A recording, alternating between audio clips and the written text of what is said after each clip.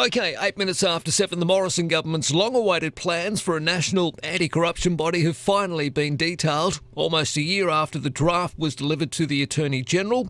To be known as the Commonwealth Integrity Commission, the federal body will be able to investigate politicians and their staff, as well as universities, public sector organisations, intelligence services and our armed forces.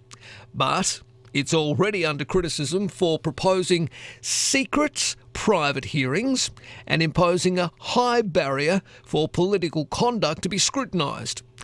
Labor claims the model is weak, secretive and compromised. And look, I have to say this tweet that I received this morning from Mike Carlton is pretty much spot on with my thoughts on this. At last, Christian Porter releases his bill for a federal ICAC. He plans a toothless lapdog which will yap, if at all, in secrecy, without any power to investigate the blatant corruption that stains the government of which he is unfortunately a member.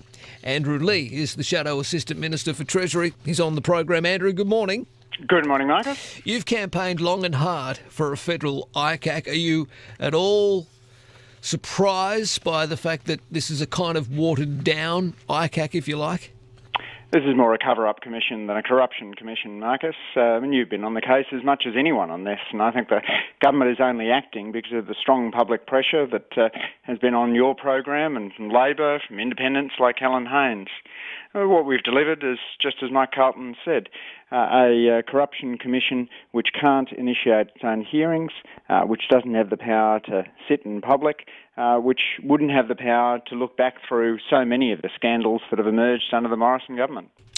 Yeah, the Attorney-General, Christian Porter, detailed the CIC, the Commonwealth Integrity Commission, we'll call it CIC. He's detailed the framework yesterday, calling it complicated because it would capture the conduct of more than 150,000 public servants and many thousands more people employed in the government sector. The CIC would have, quote, greater investigatory powers than a royal commission, Mr Porter said. Is that right? Well, it'll have substantially less powers in some cases. So, for example, royal commissions can investigate matters that don't reach the standard of criminal conduct. This Integrity Commission wouldn't be able to do that, for example. And I think there's many instances in which we would expect public servants to be held to a higher standard than simply not committing crimes. The model that's being put forward is nowhere near as powerful, for example, as the one that independent Helen Haynes brought forward. Labor has been calling for a much more powerful Integrity Commission since the start of 2018. And the government's known about these criticisms, Marcus. I mean, these were when its original proposal was first raised a couple of years ago. These criticisms were mentioned, and they seem to have done absolutely nothing to address them.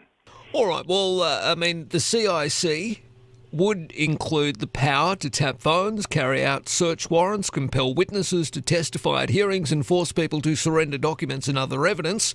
The government was handed an exposure draft, as you said, by Helen Haynes. At the same time, the Prime Minister defended any delay by invoking the COVID pandemic, saying it was complex legislation and it required detailed consultation.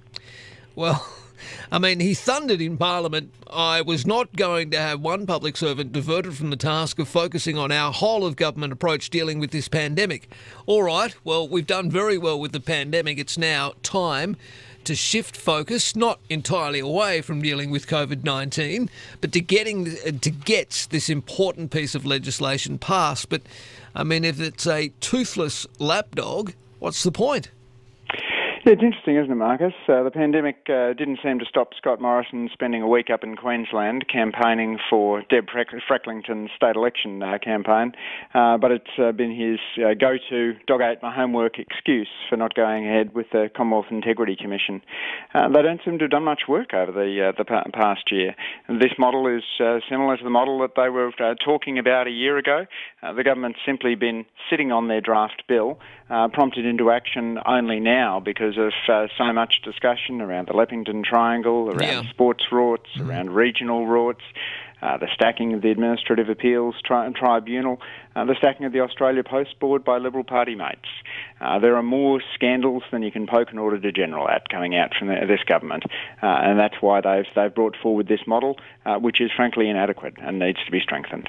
Well, yesterday, just 2 weeks after saying he couldn't divert public servants to the task, the Attorney-General said the process was now underway, but it would be out for public consultation until February. So that means it could be, mid-2021 or later before the CIC actually comes into force. They're kicking the can as far down the road as they can, desperately trying to avoid any integrity commission, and if they have to have one, opting for that quiet little lapdog.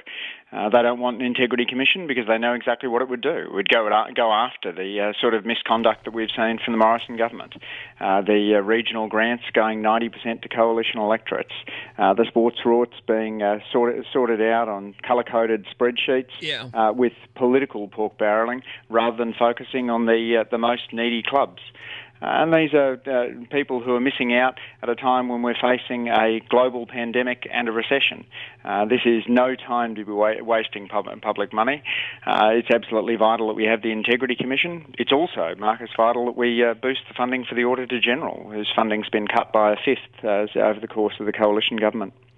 Yeah, so for those who know ICAC, there were really, this year, some incredible scenes in the Independent Commission Against Corruption in New South Wales where we had a Premier basically reveal some, very personal aspects of her life, and we know where that's all led to. But the CIC will not hold public hearings for politicians, unlike Gladys Berejiklian's appearance at the ICAC in New South Wales. A separate public sector branch of the CIC will focus on public sector, intelligence agency and ADF force employees, the staff of federal judicial officers and some higher education providers and research bodies. But of most interest to many will be the CIC's power to investigate parliamentarians and their staff.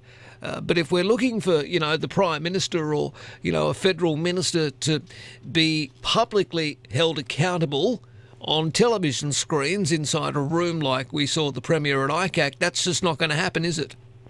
That's right. And as my colleague Mark Dreyfus has pointed out, when you hold public hearings, you carry out one of the core functions of an integrity commission, which is to build public confidence in government and administration.